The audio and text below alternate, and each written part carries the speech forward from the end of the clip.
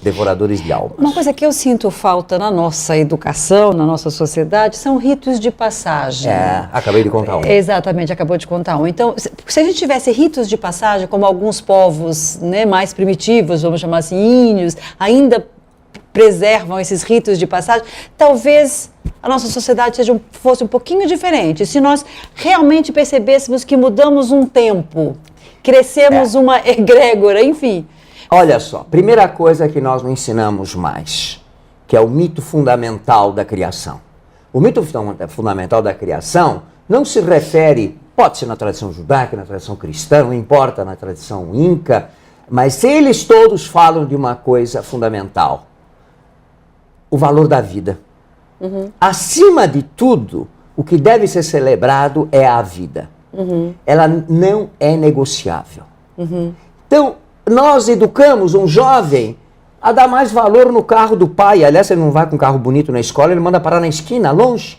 Quer dizer, que valor à vida nós estamos ensinando a este jovem? E que valores, né, as escolas estão ensinando? A grande pergunta é esta. Essa é a grande... Então, nós confundimos conhecimento com sabedoria, com educação. Este conhecimento que nós temos na escola, e vocês sabem disso todos, que a grande maior parte nós jogamos no lixo, essa que é a verdade. Um monte de matérias que decoramos para passar de ano e ter logo. Agora, aprender a respeitar o outro, aprender a amá-lo de verdade, não importa se ele é preto, branco, amarelo, cor-de-rosa, aprender a entender a diversidade das religiões, dos valores, é isto que os mitos nos ensinavam e que, infelizmente, nós estamos esquecendo. Nós temos uma tecnologia eletrônica espetacular e mecânica espetacular, mas nós temos que tomar nota zero em tecnologia da arte de viver e amar. Vitor, você tem um livro que você escreveu para a escola, né? Isso. Use a cabeça e o coração. Exatamente. Esse livro, que é para o jovem a partir dos 10 anos, por aí, eu até, depois de muitos anos de estar nas universidades, só nos cursos de doutorado e etc., voltei para os calorinhos, para a garotada. Porque eu queria entender a mentalidade deles, a linguagem, para escrever justamente esse livro. Então, fiquei uns 2 anos lá trabalhando com essa garotada. Qual era o meu objetivo? É um argumento, é bem romanceado, baseado nos 12 trabalhos de Hércules, que eram a base da educação, que são as 12 etapas da transcendência, são as 12 formações do homem para a sua ética.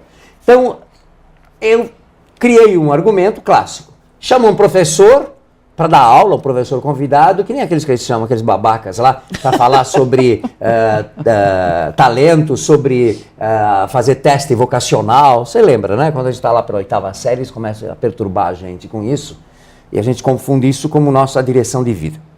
Ora, chamaram um professor para dar uma aula sobre 12 trabalhos. E a garotada toda fazendo a bagunça de sempre, né? E é chato, né? Porque os 12 trabalhos se vivem, não se põe na lousa. Aliás... Quais são os 12 trabalhos? Primeiro trabalho, Leão de Nemeia. É um leão com pele invulnerável. É o leão em nós que você tem que aprender a domar. Se você não aprender a domar este leão, você nunca poderá ser civilizado. Domar o ego.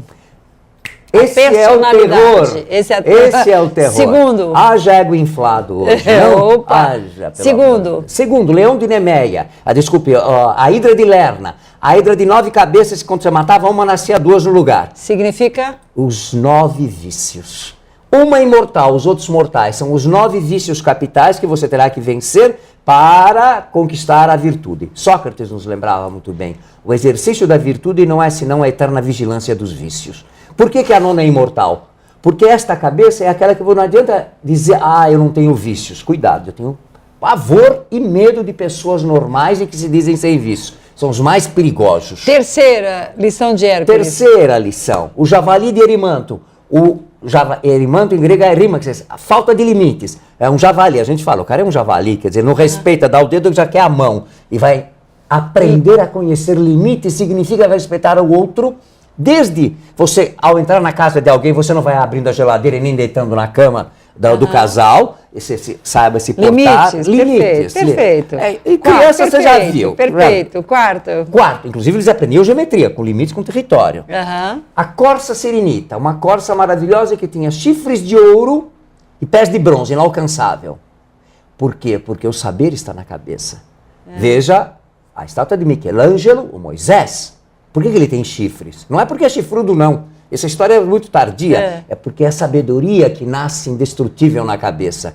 Mas o chifre sozinho, sem ouro, é estúpido. É o touro usando a cabeça para chifrar. Essa simbologia do chifre de ouro significa o caminho que devemos buscar. Por que ela é inalcançável? Porque a natureza é inalcançável e bela enquanto você não conhecê-la. E você não pode, aliás, essa era a missão dele, ele não podia ferir esta corça que era a preferida da deusa Artemis, porque era mais delicada, mais elegante. Quinto trabalho. Os estábulos de Algias, estábulos cheios de excrementos. Por quê? Ele tinha cavalos maravilhosos e esses estercos estavam acumulados lá há anos. Por que isto? Porque ele quisera tirar da terra mais do que devia. Ele adubara demais a terra dele e acabara por destruí-la. Então ele teve que desviar o rio para arrancar o esterco de uma vez só. Qual é a lição? Em primeiro lugar, no abuso da terra, ela tem seu ciclo próprio. Segundo lugar, o esterco que se acumula em você tem que tirar rapidinho. Isso é bem psicanalítico, né? Não adianta você ficar acumulando esterco dentro de você durante anos e chegar na lista e querer em uma semana resolver teu problema. É bom você fazer limpeza todo dia. Sexto trabalho. Os pássaros do lago Estínfalo. Os pássaros fantásticos com penas de bronze, bicos de bronze, pés de bronze, que atiravam as penas com flechadas e matavam a todos. O que significava isso? O terror de subir muito alto. Todo aquele que subisse muito alto era atingido pelos pássaros. Hércules tinha esse desafio de matá-los, mas ele não acertava com as flechas, não tinha como. Sabe o que ele fez? Ele recebeu um chocalho de Atena que apitava e tornava surdos e os matou. O que quer dizer isso? Quando você vai alto demais, para e ouve os chocalhos da sabedoria, senão você vai quebrar a cara. E olha, quanto mais alto, maior o tombo. Bem legal. Sétimo. Sétimo, o touro de Creta. Esses são trabalhos de educação da sexualidade. Sétimo, oitavo e o nono. O touro de Creta é um touro terrível, monstruoso, que aliás ele, como um castigo que o deus Poseidon, deus das águas, deu, fez ele se apaixonar pela rainha de Creta. E ela se uniu a ele, e daí nasceu um monstro terrível, o Minotauro. Temos que domar o touro de Creta, senão nossos filhos podem ser minotauros, podemos criar minotauros. Olha só o minotauro que é. Significa mais consciência? Mais simples. Quando você vai numa academia, o que você vê? Corpos lindos, bundinhas duras, peitinhos bem durinhos e cabeça cocô de passarinho. Não é? Isso é a marca. A marca tênis maravilhosos, aqueles colãs, então nem se fala, e tudo isso, né? Diesel, Zump e tal. Ora, o que é o Minotauro? É exatamente isto. É tudo que um homem não pode ser. O homem tem que ter cabeça divina e corpo de touro, e não corpo humano e cabeça de touro estúpida.